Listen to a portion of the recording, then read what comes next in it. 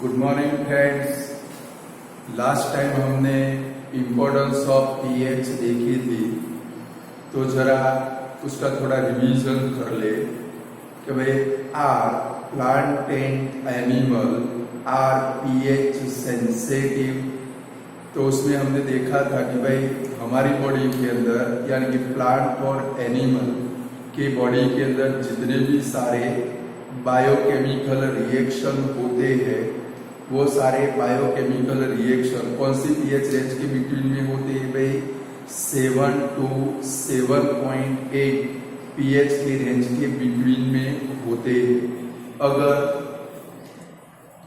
उससे ज्यादा less pH वाला यानी कि बारिश हो जाए, यानी कि रेन जिसकी पीएच वैल्यू 7 से लेस हो, ऐसी बारिश हो जाए कि भाई 5.6 से लेस वाले रेनी वाटर अर्थ के ऊपर आ जाए, तो ऐसा जो रेन है उसको क्या बोलते हैं भाई? Acidic rain. और वो जो एसिडिक रेन है उसका वाटर सपोज अर्थ के अंदर मिल जाता है, या तो पॉन्ड वाटर के अंदर, या तो कोई भी वाटर रिजर्वर लाइक लेक के अंदर, रिवर के अंदर, तो उसके कारण जो एक्वेटिक प्लांट और एनिमल है उनकी लाइफ है वो कैसे बन जाती है? रिस्की बन जाती है। सेकंड नंबर हमने देखा था importance of soil, importance of pH in a soil. तो हम लोगों ने देखा था कि भाई सॉइल की पीएच 6.5 to 7.3 के बिटवीन में हो, सॉइल की पीएच 6.5 to 7.3 के बिटवीन में हो, ऐसे सॉइल के अंदर जो हर्ब्स या तो सर्ब्स है उनका डेवलपमेंट एंड ग्रोथ है वो कैसा होता है भाई? बेटर, यानी कि अच्छे से उनका ग्रोथ एंड डेवलपमेंट होता है। अगर सॉइल की पीएच वैल्यू 6.5 से लेस हो जाए, अगर सॉइल की पीएच वैल्यू 6.5 से लेस हो जाए, तो ऐसी जो सॉइल है वो सॉइल को क्या बोलते हैं भाई? Acidic soil. और एसिडिक सॉइल को न्यूट्रलाइज करने के लिए, यानी कि उसकी पीएच 6.5 से लेस हो गई, तो उसकी पीएच 6.5 to 7.3 के बिटवीन में लाने के लिए, जिसको क्या बोलते हैं भाई? न्यूट्रलाइज करने के लिए फार्मर लोग वो सॉइल के अंदर क्या ऐड करते हैं भाई? लाइम, यानी कि कैल्शियम ऑक्साइड CaO। सेम अगर सॉइल की पीएच वैल्यू 7.3 से इंक्रीज हो जाए, अगर सॉइल की पीएच वैल्यू 7.3 से इंक्रीज हो जाए, तो ऐसी जो सॉइल है उसको क्या बोलते हैं भाई? Basic soil.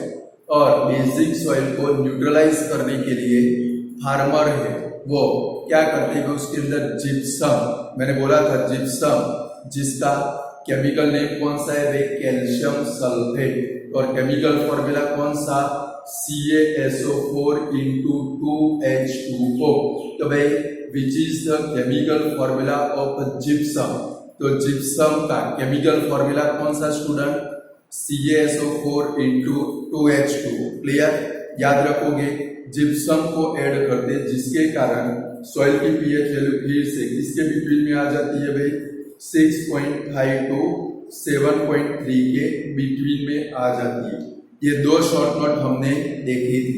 चलो इसके बाद में दो शॉर्ट नोट मोस्ट इंपॉर्टेंट है, उसमें है कि भाई importance of pH, importance of pH in a digestive system. तो भाई हमारी डाइजेस्टिव सिस्टम के अंदर पीएच की इंपॉर्टेंस। तो स्टूडेंट हम लोग 6 चैप्टर यानी कि लाइफ प्रोसेस के अंदर पूरी डाइजेस्टिव सिस्टम पढ़ गए, और उसमें क्या था, जैसे ही फूडका से थोड़ा रिवाइज कर ले, एसोफेगस में से स्टमक के अंदर आता है, स्टमक के अंदर फूड का 3 आवर तक क्या होता है भाई? चर्निंग होता है। स्टमक की वॉल के अंदर क्या प्रेजेंट है भाई? 3 ट्यूबुलर ग्लैंड प्रेजेंट, ऐसा कुछ था, याद आता है? वो ट्यूबुलर ग्लैंड में से क्या सेक्रेट होते हैं भाई? Gastric juice. और एक गैस्ट्रिक जूस के अंदर प्रेजेंट क्या होता है भाई? Mucus, dilute hydrochloric acid and pepsinogen enzyme. ये सब लिखना नहीं है, बट फिर से रिवाइज कर ले। और डाइल्यूट हाइड्रोक्लोरिक एसिड का फंक्शन कौन सा है? तो तो फूड के अंदर जो बैक्टीरिया आते हैं उनको किल कर देना। और सेकंड नंबर में कौन सा भाई, एसिडिक मीडियम प्रोवाइड करना। और ये एसिडिक मीडियम की प्रेजेंस में क्या होता है भाई, जो पेप्सिन या तो पेप्सिनोजन नाम का एंजाइम प्रेजेंट है वो क्या बनता है भाई, एक्टिव, और वो प्रोटीन का क्या करता है भाई, डाइजेशन करता है। ऐसा कुछ देखा था। तो यहाँ पर इतना सारा लिखना नहीं है, बट थोड़ा शॉर्ट फॉर्म में कि भाई स्टूडेंट हम लोग जानते हैं कि भाई जब भी फूड के पार्टिकल स्टमक के अंदर एंटर होते हैं कि भाई when the particle of food या तो when the food enter into stomach dilute hydrochloric acid is secreted from stomach. यानी कि स्टूडेंट हमारी बॉडी के अंदर फूड के डाइजेशन में सबसे इंपॉर्टेंट रोल किसका है, स्टमक का। कि भाई stomach plays an important role in a digestion of food. कि भाई stomach plays an important role in a digestion of food. हमारी पूरी बॉडी के अंदर फूड के डाइजेशन में सबसे इंपॉर्टेंट रोल किसका है भाई, स्टमक का। जैसे ही food when particle of food enter into stomach dilute hydrochloric acid is secreted. यानी कि जैसे ही फूड के पार्टिकल स्टमक के अंदर एंटर होते हैं, स्टमक में से क्या सेक्रेट होता है, डाइल्यूट हाइड्रोक्लोरिक एसिड। और ये जो डाइल्यूट हाइड्रोक्लोरिक एसिड सेक्रेट होता है, अब जो वर्ड बोलने जा रहा हूं वो अच्छे से सुनना।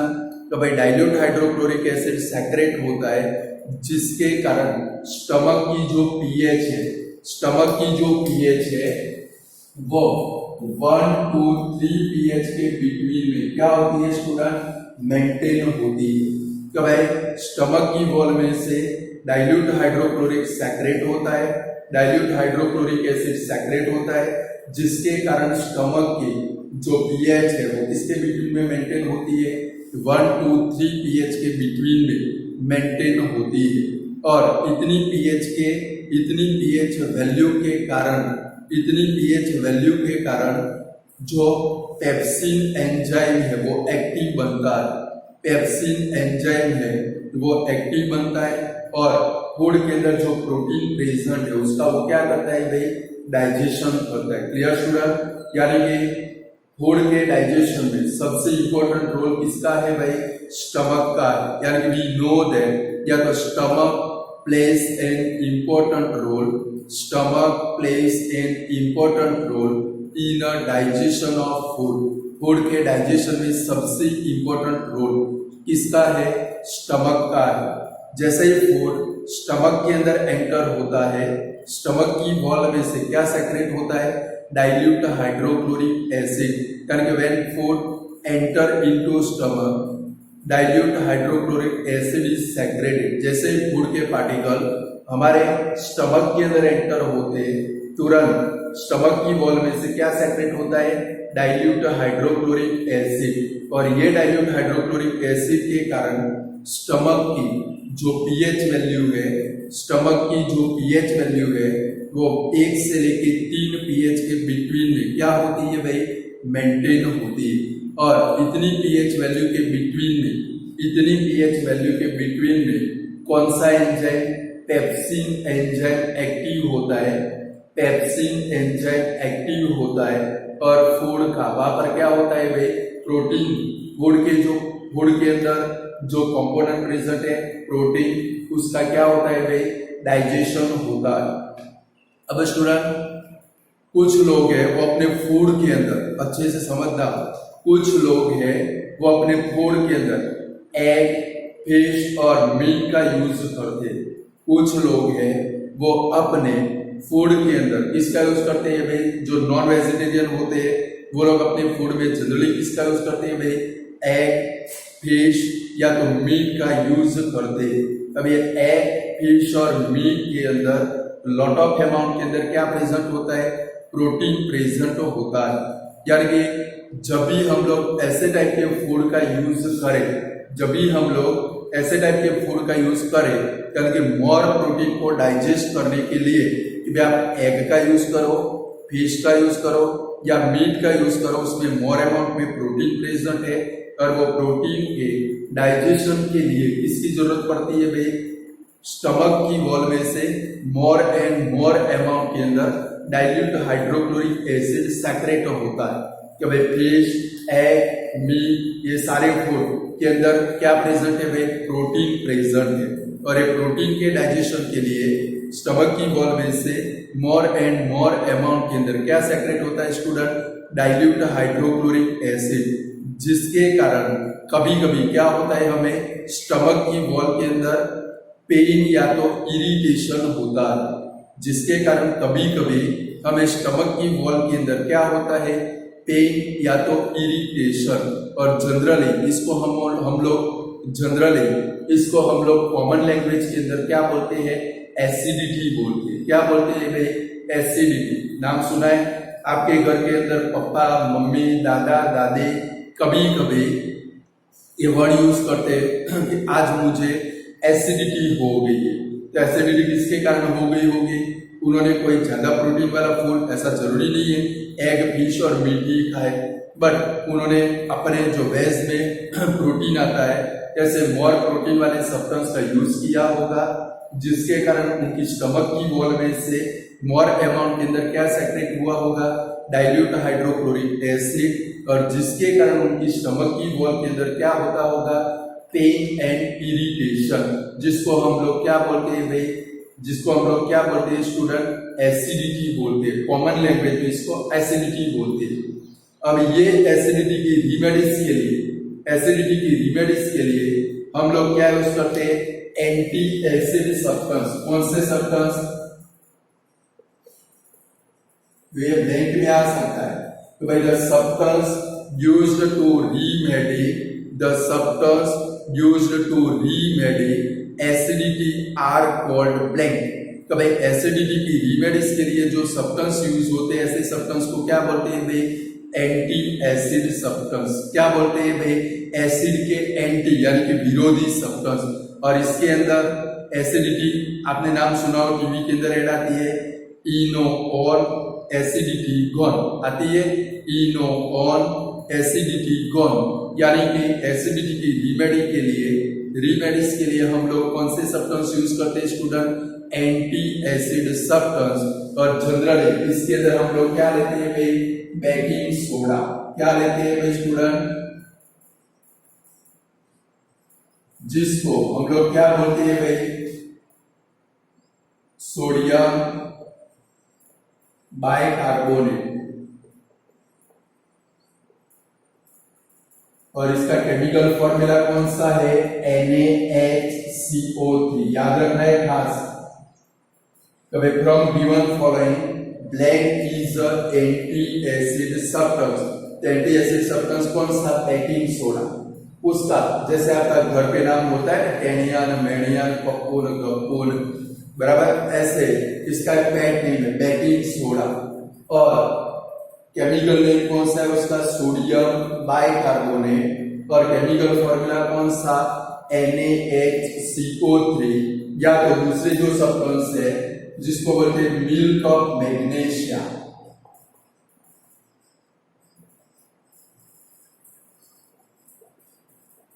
जिसका केमिकल नेम है मैग्नीशियम हाइड्रोक्साइड। और केमिकल फॉर्मूला है MgOH2। बराबर है स्टूडेंट। दो टाइप के सब्सटेंस यूज होते हैं, एक कौन सा, बेकिंग सोडा, केमिकल नेम कौन सा, सोडियम हाइड्रोजन कार्बोनेट या तो सोडियम बाइकार्बोनेट। केमिकल फॉर्मूला कौन सा, NaHCO3। सेकंड नंबर कौन सा, मिल्क ऑफ मैग्नीशिया। आपने देखा हो दादाजी को हाइपर एसिडिटी हो तो डॉक्टर के पास जाते तो डॉक्टर कितनी सी एक लिक्विड की बोतल देते हैं, और वो लिक्विड की बोतल के अंदर लाइट पिंक कलर का एक लिक्विड होता है। देखा है आप लोगों ने, चम्मच पीने का होता है। वो जो लाइट पिंक कलर जनरली आपको मिल्क के जैसा लगता है, वो लाइट पिंक कलर का जो लिक्विड है वो कौन सा है भाई, उसको बोलते हैं मिल्क ऑफ मैग्नीशिया या तो मैग्नीशियम हाइड्रोक्साइड MgOH2। यहाँ तक आपको लिखना है, बोलो लिख पाओगे, थियरी को समझ में आई। फिर से एक बार रिवाइज कर लेते हैं स्टूडेंट कि भाई importance of pH in a digestive system. कि भाई stomach plays an important role in a digestion of food, यानी कि फूड के डाइजेशन में सबसे इंपॉर्टेंट रोल किसका है भाई? स्टमक का है। जब भी फूड के पार्टिकल स्टमक के अंदर एंटर होते, when food enter into stomach dilute hydrochloric acid is secreted, यानी कि जैसे ही फूड स्टमक के अंदर एंटर होता है, स्टमक में से क्या सेक्रेट होता है स्टूडेंट? Dilute hydrochloric acid. और ये डाइल्यूट हाइड्रोक्लोरिक एसिड सेक्रेट होता है जिसके कारण स्टमक की पीएच किसके बिटवीन में मेंटेन होती है? 1 to 3 pH। किसके बिटवीन में भाई? 1 to 3 pH। पर इतनी pH वैल्यू के बिटवीन में कौन सा एंजाइम एक्टिव होता है? पेप्सिन एंजाइम एक्टिव होता है, जो फूड के पार्टिकल किसको डाइजेस्ट करता है? प्रोटीन को डाइजेस्ट करता है। क्लियर? यानी कि stomach plays an important role in digestion of food. आप मटेरियल को साथ में रखोगे, जैसे ही फूड के पार्टिकल स्टमक के अंदर एंटर होते, स्टमक की वॉल में से डाइल्यूट हाइड्रोक्लोरिक एसिड सेक्रेट होता है, जिसके कारण स्टमक की पीएच वैल्यू 1 से 3 pH के बिटवीन में क्या होती है भाई? मेंटेन होती है। और इतनी पीएच वैल्यू के बिटवीन में स्टमक में से पेप्सिन नाम का एंजाइम एक्टिव होता है, जो फूड के पार्टिकल प्रोटीन को क्या करता है भाई? डाइजेस्ट करता है। कुछ लोग हैं वो अपने फूड के अंदर किसका यूज करते हैं भाई? तो भाई एक तो मीट, फिश या तो एग का यूज करते हैं। और ये जितने भी सारे फूड है, मीट हो, फिश हो, एग हो, उनके अंदर मोर अमाउंट में क्या प्रेजेंट होता है? फूड का कौन सा कंपोनेंट? प्रोटीन प्रेजेंट होता है। यानी कि जब भी कोई पर्सन अपने फूड के अंदर मीट, फिश या तो एग का यूज करे, ये सारे फूड मोर प्रोटीन कंटेन है, और मोर प्रोटीन को डाइजेस्ट करने के लिए स्टमक की वॉल में से मोर अमाउंट के अंदर डाइल्यूट हाइड्रोक्लोरिक एसिड सेक्रेट होता है, जिसके कारण कभी कभी स्टमक की वॉल के अंदर पेन एंड इरिटेशन होता है, जिसको हम लोग कॉमन लैंग्वेज में क्या बोलते हैं? एसिडिटी। क्या बोलते हैं भाई? एसिडिटी। ये एसिडिटी की रिमेडीज करने के लिए हम लोग कौन से सब्सटेंस यूज करते हैं? एंटी एसिड सब्सटेंस, यानी कि the substance which are used for remedies of acidity are called blank. ऐसे सब्सटेंस को हम लोग क्या बोलते हैं student? Anti acid substance. Clear? Like anti acid में कौन से सब्सटेंस यूज करते हैं? बेकिंग सोडा, यानी कि सोडियम बाइकार्बोनेट NaHCO3, या तो milk of magnesia, magnesium hydroxide MgOH twice, जैसे सब्सटेंस का हम लोग क्या करते हैं भाई? यूज करते हैं। क्लियर? बोलो, अब लिख पाओगे importance of pH in a digestive system. ये मोस्ट IFP शॉर्ट नोट है एग्जाम व्यू से। चलो इसके बाद में आती है 4 नंबर की हमारी शॉर्ट नोट, तो भाई importance of pH in a disease of teeth. कभी कभी आपके दांत है वो क्या हो जाते हैं भाई? सड़ जाते हैं ना। छोटे छोटे बच्चों को भी प्रॉब्लम होता है, दांत का सड़न होता है। उसके लिए रिस्पॉन्सिबल क्या है? तो भाई importance of pH in a disease of teeth. तो भाई हमारे टीथ के डिसेइंग में, आप डिकेइंग भी बोलते होगे बट हम लोग डिसेइंग बोलते हैं। तो भाई importance of pH in a decaying of teeth. तो स्टूडेंट, हमारे माउथ के इनसाइड की कैविटी की, हमारे माउथ की इनसाइड कैविटी की पीएच वैल्यू 5.5 से लेस हो जाए। ये वैल्यू खास याद रखनी है। 5.6 भी नहीं आना चाहिए, 5.4 भी नहीं आना चाहिए। क्लियर? तो भाई हमारे माउथ के इनसाइड कैविटी की पीएच वैल्यू 5.5 से क्या हो जाए? लेस हो जाए, तो हमारे जो टीथ है वो टीथ का क्या होता है भाई? डिसीज स्टार्ट होता है। तो स्टूडेंट, हमारे ये जो माउथ है, माउथ की इनसाइड कैविटी है, वो इनसाइड कैविटी की पीएच वैल्यू, इनसाइड कैविटी की पीएच वैल्यू 5.5 से लेस हो जाए तो हमारे जो टीथ है वो टीथ का डिसेंट स्टार्ट होता है। लाइक जो टीथ है उसका क्या स्टार्ट होता है, डिसेंट स्टार्ट होता है। हमारे जो टीथ है वो एक हार्ड सब्सटेंस में से बने, जो भाई कैल्शियम फॉस्फेट, ये भी याद रखना है। तो भाई हमारे टीथ के ऊपर, हमारे जो टीथ है वो टीथ के ऊपर एक हार्ड लेयर प्रेजेंट है। किसका hard layer, calcium phosphate CA3PO4 twice. Chemical formula भी याद रखना है कि भाई हमारे टीथ के ऊपर कैल्शियम फॉस्फेट का एक क्या प्रेजेंट है भाई, हार्ड लेयर प्रेजेंट है, जो वाटर के अंदर भी डिसॉल्व होता नहीं है। Clear student? तो भाई हमारे माउथ के इनसाइड कैविटी की पीएच वैल्यू किससे लेस हो जाए, 5.5 से लेस हो जाए, तो हमारे जो टीथ है वो टीथ का क्या होता है भाई, डिसेंट स्टार्ट होता है। टीथ है, टीथ के ऊपर क्या प्रेजेंट है स्टूडेंट, हमारे जो टीथ है वो टीथ के ऊपर कैल्शियम फॉस्फेट CA3PO4 ट्वाइस का क्या प्रेजेंट है, हार्ड लेयर प्रेजेंट है, बराबर है। और ये जो हार्ड लेयर है वो वाटर के अंदर भी डिसॉल्व होता नहीं है। वरना सोचो क्या होता अगर कैल्शियम फॉस्फेट का लेयर न होता, और सपोज ये कैल्शियम फॉस्फेट का लेयर वाटर के अंदर डिसॉल्व हो जाता, तो क्या होता, जैसे हम लोग पानी पीते हमारे मुंह में से दांत टीथ जो थे वो क्या हो जाते भाई, गायब हो जाते, और सब लोग क्या हो जाते भाई, सब लोग मुखे हो जाते। लाइक वो बुढ़िया होती है, बुढ़ी आंटी यानी कि दादी जी होती है, उनको अगर आप वो हरियाली बोलते उसके 2 दाने भी सुबह में दे दो, पूरे दिन तक अपना माउथ ऐसे ऐसे हिलाते रहते। देखा है आप लोगों ने, आप भी ऐसे हिलाते, यानी कि टीथ के ऊपर किसका लेयर प्रेजेंट है, कैल्शियम फॉस्फेट का हार्ड लेयर प्रेजेंट है, जो वाटर के अंदर भी डिसॉल्व कभी भी होता नहीं है। सपोज हमारे माउथ के इनसाइड कैविटी की पीएच वैल्यू 5.5 से लेस हो जाए, तो हमारे जो टीथ है वो टीथ का क्या होता है स्टूडेंट, डिसेंट स्टार्ट होता है।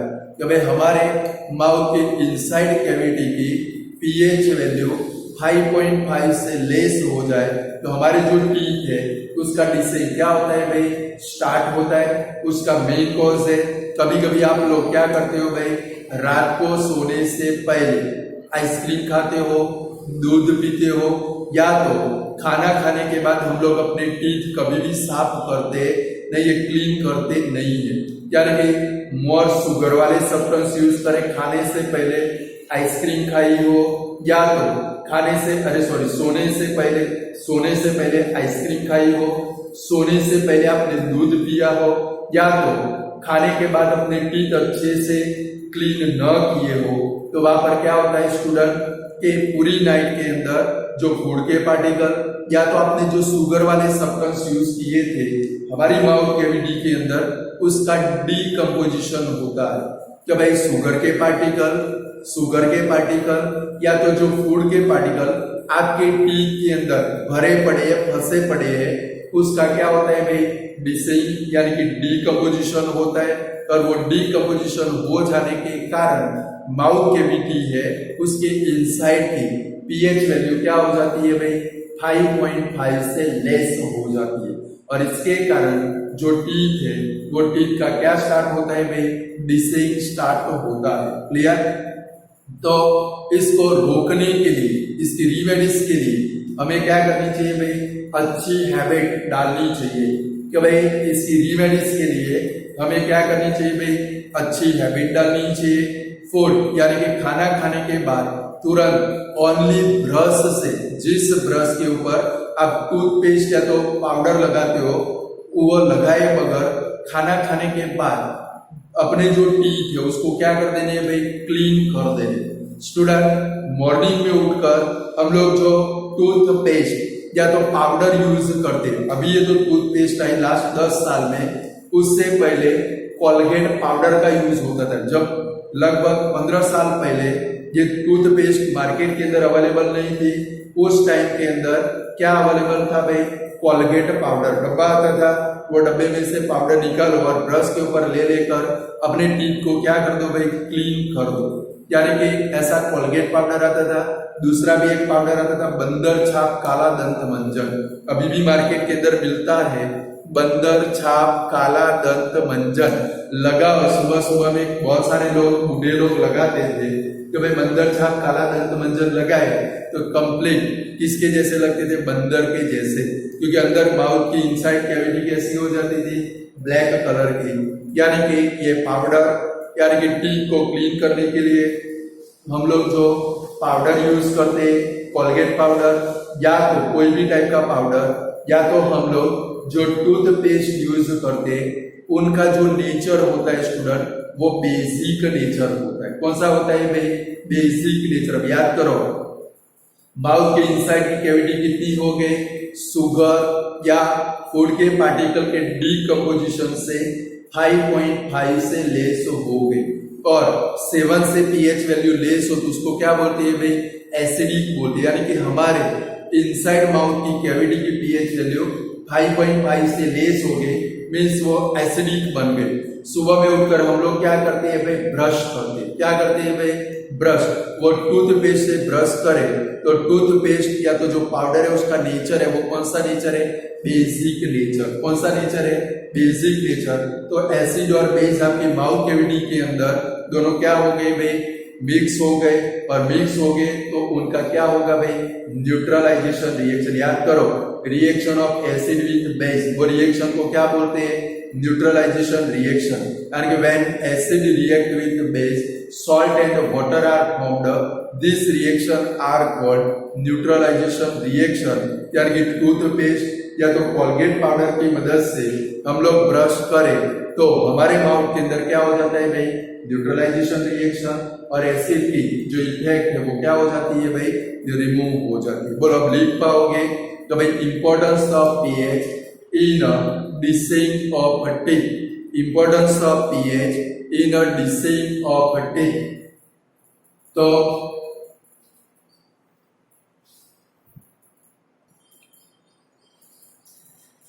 स्टूडेंट फिर से देख ले, importance of pH in a decaying of teeth.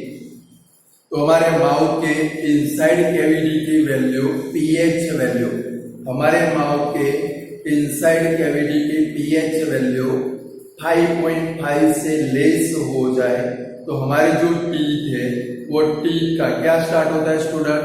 डिसेइंग start होता है। हमारे जो टीथ है उसके ऊपर किसका हार्ड लेयर प्रेजेंट है? Calcium phosphate, Ca3PO4 twice.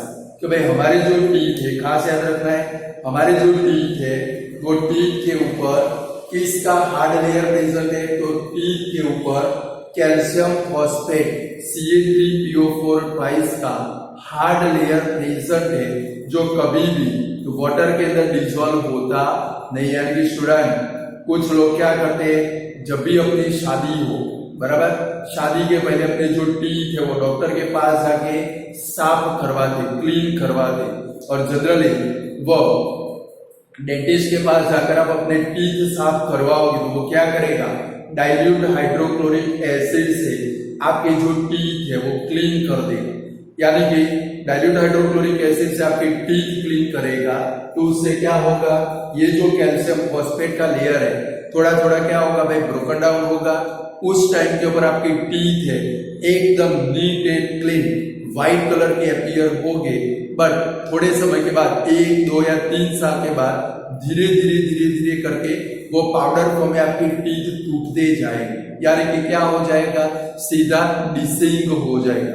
यानी कि कभी भी टीथ क्लीन करवाने के लिए, साफ करवाने के लिए भगवान ने जैसे दिए वैसे ही फॉर्म के अंदर आपको क्या कर लेनी है भाई? शादी कर लेनी है। यानी कि जब सगाई करने जाओ, लड़की देखने के लिए जाओ, पहले से अपने टीथ दिखा देने हैं कि देख मेरे टीथ ऐसे, शादी करनी है तो कर, नहीं करनी है तो तेल लेने जा, बराबर है। यानी कि कभी भी डॉक्टर के पास वो टीथ क्लीन करवाने के नहीं है। तो टीथ के ऊपर किसका हार्ड लेयर प्रेजेंट है? कैल्शियम फॉस्फेट, Ca3PO4 ट्वाइस, और ये जो लेयर है वो वाटर के अंदर डिसॉल्व होता नहीं है। स्टूडेंट, हमारे माउथ के इनसाइड कैविटी की पीएच वैल्यू, माउथ कैविटी के इनसाइड की पीएच वैल्यू 5.5 से लेस हो जाए तो हमारी जो टीथ है वो टीथ का क्या स्टार्ट होता है, डिसेइंग स्टार्ट होता है। क्लियर? और ये किसके कारण होता है? लाइक हम लोग अपने फूड के अंदर किसका यूज करें, फूड यूज करते हैं, या तो रात में सोने से पहले हम लोग आइसक्रीम खाए या तो दूध पिए शुगर वाला, ऐसे वर्ड मैंने लिखे नहीं है, बट शुगर कंटेनिंग सब्सटेंस हम लोग यूज करें तो शुगर कंटेनिंग सब्सटेंस। और दूसरा क्या है भाई, जो फूड के पार्टिकल हमारे टीथ के अंदर फंसे पड़े हैं उनका पूरी नाइट में क्या होगा, डिकम्पोजिशन होगा, जिसके कारण एसिडिक सब्सटेंस प्रोड्यूस होंगे और माउथ के इनसाइड जो कैविटी है उसकी पीएच वैल्यू क्या होगी, 5.5 से लेस हो जाएगी और तुरंत तो हमारे जो टीथ है उसका डिसेंट क्या होगा, स्टार्ट होगा। Clear student? तो इसकी रिमेडीज के लिए हमें क्या करनी चाहिए भाई, गुड हैबिट, अच्छी आदतें डालनी चाहिए। कुछ लोग तो सुबह में ब्रश भी नहीं करते, हफ्ते भर ब्रश नहीं करते। देखो आपका दोस्त आपके बाजू में बैठा होगा कभी कभी तो माउथ में से बहुत बदबू आती है, उसका मेन कॉज कौन सा है, वो अच्छे से ब्रश करते नहीं है। स्टूडेंट, टीथ लॉन्ग टाइम तक जिंदा रहना है तो हमारे टीथ है वो कैसे होने चाहिए, मजबूत होने चाहिए। ज्यादा घिसने भी नहीं है, ज्यादा घिसोगे तो भी कैल्शियम फॉस्फेट का लेयर चला जाएगा, कम घिसोगे तो भी क्या होगा, आपके माउथ में से फूड के पार्टिकल रिमूव नहीं होंगे, यानी कि माउथ में से बदबू आएगी। यानी कि मिनिमम 1 से 1.5 मिनट, उससे ज्यादा टाइम तक घिसना नहीं है। ओरिजिनल में जो टूथपेस्ट है हमारे माउथ के अंदर 30 सेकंड तक ही रहना चाहिए। टूथपेस्ट है हमारे माउथ के अंदर 30 सेकंड तक ही रहना चाहिए, उससे ज्यादा टाइम तक रहना नहीं चाहिए। समझ गए? यानी कुछ लोग तो आधे घंटे तक मुंह के अंदर वो ब्रश घिसा करते या तो ऐसे डाडियां भरा के पूरे घर में घूमते रहते हैं आधे घंटे तक। तो क्या करना चाहिए भाई, हमें गुड हैबिट डालनी चाहिए, यानी कि कोलगेट पाउडर, यानी कि टूथ पाउडर, या तो हम लोग जो टूथपेस्ट यूज करते हैं उसका जो नेचर है वो कौन सा होता है भाई, बेसिक नेचर। यानी कि मील लेने के बाद, खाना खाने के बाद, आइसक्रीम खाने के बाद तुरंत हमें क्या कर देना चाहिए भाई, ब्रश कर देना चाहिए। क्या कर देना चाहिए भाई, ब्रश कर देना चाहिए। यानी कि टूथ पाउडर या तो टूथपेस्ट है उसका जो नेचर है वो कौन सा नेचर होता है, बेसिक नेचर। कौन सा नेचर भाई, और एसिड और हमारे माउथ कैविटी के अंदर एसिड और बेस का क्या हो जाता है भाई, न्यूट्रलाइजेशन हो जाता है। बोलो, ये दोनों शॉर्ट नोट प्रिपेयर कर पाओगे? जरा पढ़ लो तो importance of pH in decaying of teeth, 1 minute देता हूं, फटाफट पढ़ लो।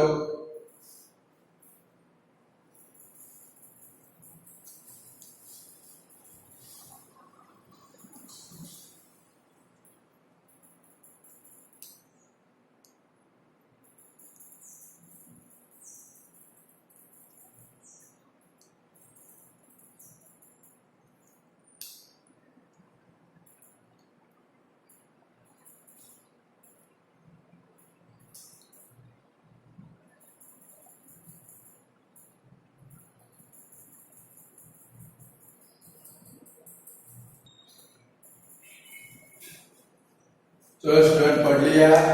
चलो अब हमें प्लांट और एनिमल के अंदर सेल्फ डिफेंस देखना है। अब एक केमिकल वेलफेयर के सामने प्लांट और एनिमल के अंदर सेल्फ डिफेंस। स्टूडेंट, आपके घर के अंदर जो एंट आती है, एंट यानी कि आंटी नहीं, एंट कीड़ी, वो 2 टाइप के 2 कलर की होती है। एक ब्लैक कलर की कीड़ी, ब्लैक एंट, दूसरी रेड एंट। तो जब भी रेड एंट हमें बाइट करती है, आपने देखा होगा जिसको हम लोग क्या बोलते हैं, पादड़ कीड़ी। क्या बोलते हैं भाई, ऐसा कुछ बोलते हैं। रेड एंट जब भी हमें बाइट करती है तो जहां पर वो बाइट करती है वहां पर हमें बहुत सारा पेन एंड इरिटेशन यानी कि जलन होती है। तो भाई रेड एंट जहां पर हमें बाइट करती है वहां पर हमें क्या होता है भाई, पेन एंड इरिटेशन। उसका मेन कॉज है जब भी रेड एंट हमें बाइट करे तो हमारी बॉडी के अंदर फॉर्मिक एसिड को वो क्या करती है भाई, एंटर करती है। और एसिड जहां पर भी पड़े तो पोर्शन को क्या करते हैं भाई, बर्न करते, इरिटेशन करते। यानी कि स्टूडेंट आपके घर के अंदर दो टाइप की एंट आती होगी, एक कौन सी, रेड एंट, दूसरी कौन सी, ब्लैक एंट। अब अच्छे से समझ लो, सपोज आपके घर के अंदर मोर अमाउंट के अंदर ब्लैक एंट निकलती है, काली कीड़ी, तो समझना है वो क्या लेकर आएगी, वो अच्छा क्या बोलते भाई, वास्तुशास्त्र के हिसाब से वो अच्छी निशानी है। तो भाई घर के अंदर ब्लैक कीड़ियां निकले वो लक्ष्मी को लेकर आएगी। मैंने अभी चीन का नाम लेंगे तो आप लोग मारने दौड़ोगे। आज से 15 से 16 साल पहले मेरे पास एक बुक अभी भी पड़ी है, फेंगशुई शास्त्र। जैसे हमारे वास्तु शास्त्र होता है, चीन के अंदर उसको बोलते हैं फेंगशुई शास्त्र। और इसके अंदर लिखा हुआ है, आप लोग वो घर के अंदर वो फोटो मारा लेकर नहीं आते हो, कुछ दुकान के अंदर रखे होते हैं ना, वो टेबल के ऊपर ही रखे होते हैं, बराबर। वो बुद्धा बोलते, क्या बोलते हैं, बुद्धा बुद्धि वगैरह का ऐसा कुछ बोलते हैं। तो वो लाफिंग बुद्धा बोलते, क्या बोलते हैं भाई, लाफिंग बुद्धा, मैं नाम भूल गया था। तो वो चीन के फेंगशुई शास्त्र में से आया। वो लोगों ने हमारे गले पे एक लटका दिया है, हम लोग बुद्धि के पारदान लोग लेकर दुकान में रख देते हैं। उससे अच्छा है लक्ष्मी माता का फोटो रखो तो लक्ष्मी की वृद्धि होगी।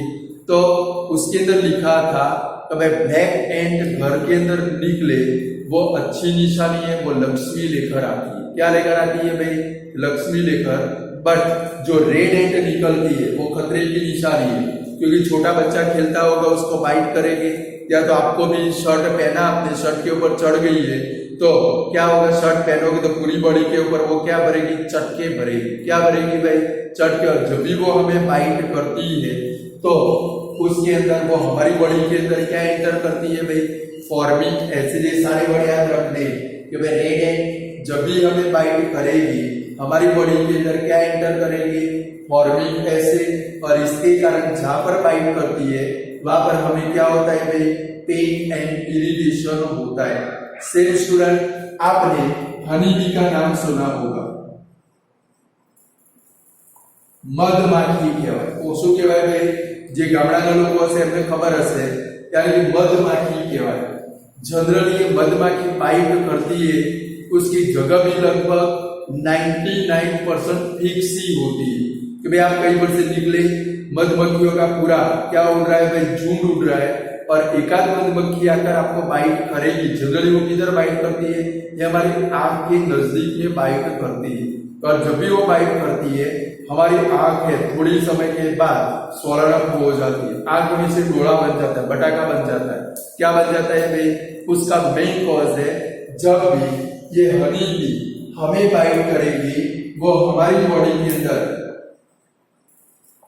मेलेटिन एसिड नाम का सब्सटेंस एंटर करेगी। वर्ड याद रखना, जब भी हनी बी हमें बाइट करेगी वो हमारी बॉडी के अंदर मेलेटिन एसिड नाम का एसिड एंटर करेगी। ये एसिड 26 एमिनो एसिड, कितने एमिनो एसिड से बना है, 26 एमिनो एसिड से बना है। इसके कारण कि प्रोटीन में से एमिनो एसिड जहां पर आए वहां पर समझना है प्रोटीन है। और स्टूडेंट इतना समझ लो, जितने भी सारे पॉइजन वर्ल्ड के अंदर प्रेजेंट है, जितने भी सारे पॉइजन वर्ल्ड के अंदर प्रेजेंट है, सारे पॉइजन किससे बने हैं, प्रोटीन से बने। किससे बने हैं भाई, प्रोटीन से। हमारी बॉडी के अंदर मोर अमाउंट के अंदर प्रोटीन आ जाए हमारी बॉडी के लिए वो पॉइजनियस है। कैसा है भाई, पॉइजनस। इसके कारण एडवाइस दी जाती है 45 ईयर की एज के बाद, 45 साल की एज के बाद अपने मम्मी पापा को बोलना उनकी एज 45 साल हो चुकी होगी, 45 ईयर की एज के बाद उनको अपने मील के अंदर, फूड के अंदर प्रोटीन वाले सब्सटेंस लेस यूज करने। यानी कि दाल जिसके अंदर प्रोटीन आता हो, यानी कि आपको पता है कभी जितने भी सारे पल्सीज है सभी पल्सीज के अंदर क्या आता है भाई, प्रोटीन। जैसे जैसे इंसान बूढ़ा होता है मोर एंड मोर अमाउंट के अंदर पल्सीज का यूज करता है। वो मूंग खाता है, उड़द खाता है, ऐसे खाता है।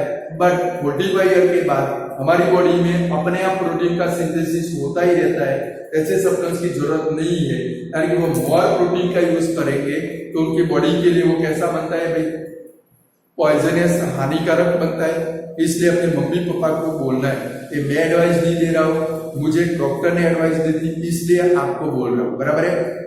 यानी कि फॉर्मिक एसिड, सेकंड कौन सा भाई, एमिनो एसिड। जहां पर एमिनो एसिड आए यानी वो किससे बना होगा, प्रोटीन। यानी कि मैलेटिक एसिड है वो one type of polypeptide substance. एक से ज्यादा प्रोटीन, एक से ज्यादा हो तो क्या बोलते हैं, पॉलीपेप्टाइड सब्सटेंस। पेप्टाइड का मतलब होता है प्रोटीन। 26 अमीनो एसिड से बना है, जिसके कारण उसको क्या बोलते हैं भाई, पॉलीपेप्टाइड सब्सटेंस। तो स्टूडेंट जब भी रेडिएंट हमें बाइंड करती है वो हमारी बॉडी के अंदर क्या एंटर करती है, फॉर्मिक एसिड, और जहां पर बाइंड करती है वहां पर हमें क्या होता है, पेन एंड इरिटेशन। से जब भी हनी बी हमें बाइट करे, हनी बी बाइट करे तो तुरंत अंदर से क्या करना है स्टूडेंट, उसका जो कांटा होता है वो सोचता है ना, कांटा लगा, ऐसे कांटा लगता है, वो क्या करना है, बाहर निकाल देना है, बराबर है। तो आपको पेन और इरिटेशन कम होगा, जो स्वॉलन ऑफ मोशन हो जाता है वो भी कम हो जाएगा। क्योंकि जब भी हनी बी हमें बाइट करे हमारी बॉडी के अंदर वो मैलेटिक एसिड को एंटर करती है। मैलेटिक एसिड 26 अमीनो एसिड से बना है, और ये मैलेटिक एसिड है तो वन टाइप ऑफ कौन सा सब्सटेंस है, पॉलीपेप्टाइड सब्सटेंस। यानी कि स्टूडेंट जब भी रेडिएंट आपको बाइट करे, या तो हनी बी आपको बाइट करे, या नाइट में आप सो गए हो और कोई भी जीवड़ा आपको बाइट करे तो तुरंत उठकर क्या करना है भाई, उसके ऊपर बेकिंग सोडा, खाने के सोडा का सॉल्यूशन लगाना है। और बेकिंग सोडा यानी कि तीनों का सॉल्यूशन, या तो खाने का सोडा, और वो न मिले तो क्या करोगे, आपके घर के अंदर कपड़े धोने का साबुन तो होगा, या तो Nirma powder, Surf Excel, Ariel, ये पाउडर प्रेजेंट है, हाथ में थोड़ा सा पाउडर लेना है, इसके अंदर लाइट ड्रॉप डालना है और उसकी पेस्ट बनाकर जहां पर आपको बाइट किया उसके ऊपर लगा दो।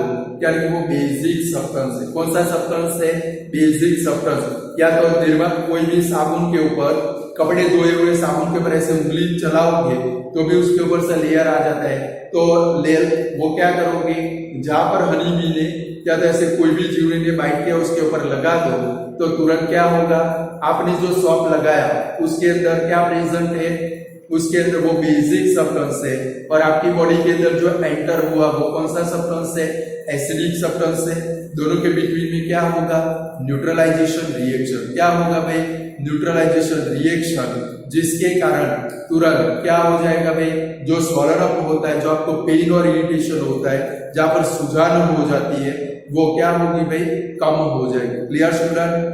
से एक प्लांट है, नीटल प्लांट।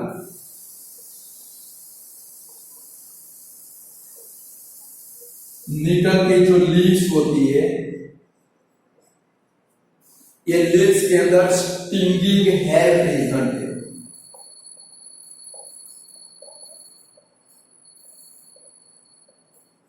नीटल का जो प्लांट है उसके जो लीव्स है, गुजराती माने कुवेश कहेवाय। શું કહેવાય ભાઈ, जो फार्मर लोग होगे उनको पता होगा, खेतर में जो वाड़ बनावी हो ने, वाड़ ऊपर उगी निकळ्याना बेला होय અને એના ઉપર મસ્ત પેલી આંબલી આવે છે, इमली लिखी आप लोगों ने, इसके जैसे इसके पूरे क्या बनते हैं, पोर्शन, और उसके ऊपर कांटे होते हैं। सपोज आप उसके साथ में कांटेक्ट में आ गए, अभी थोड़ी दिन पहले मुझे खुजली हुई थी, अपने खेत में गया था काम करने के लिए, तो वहां पर उसके वो छोटे छोटे कांटे पड़े हुए थे, वो लग गए तो खुजली स्टार्ट हो गई। पता चल गया कि भाई नीटल के लीव्स के स्टिंगिंग हेयर बॉडी में एंटर हो गया, इसकी एक ही दवाई है। समझ गए, मेरे को तो थोड़ी सी लगी थी, इसकी एक ही दवाई है। गाय या तो भैंस का जो डंग आता है वो डंग उसके ऊपर लगाना पड़ता है, साबुन लगाओगे तो नहीं जाएगा। क्लियर। ताकि जो नीटल की लीव्स है, नीटल के लीव्स है, उसके ऊपर एक हेयर प्रेजेंट है जिसको बोलते हैं स्टिंगिंग हेयर। क्या बोलते हैं भाई, स्टिंगिंग हेयर। सपोज आप गलती से उसके साथ में कांटेक्ट में आ गए, आपकी बॉडी के अंदर स्टिंगिंग हेयर एंटर होंगे, जिसके कारण जहां पर वो एंटर हुए वहां पर आपको क्या होगा भाई स्टूडेंट, पेन एंड इरिटेशन होगा। क्या होगा भाई? पेन एंड इरिटेशन, यानी कि और वो पेन और इरिटेशन होने का कॉज है कभी नीडल्स के जो स्टिंगिंग हेयर है इसके अंदर एक एसिड प्रेजेंट है, मेथेनोइक एसिड।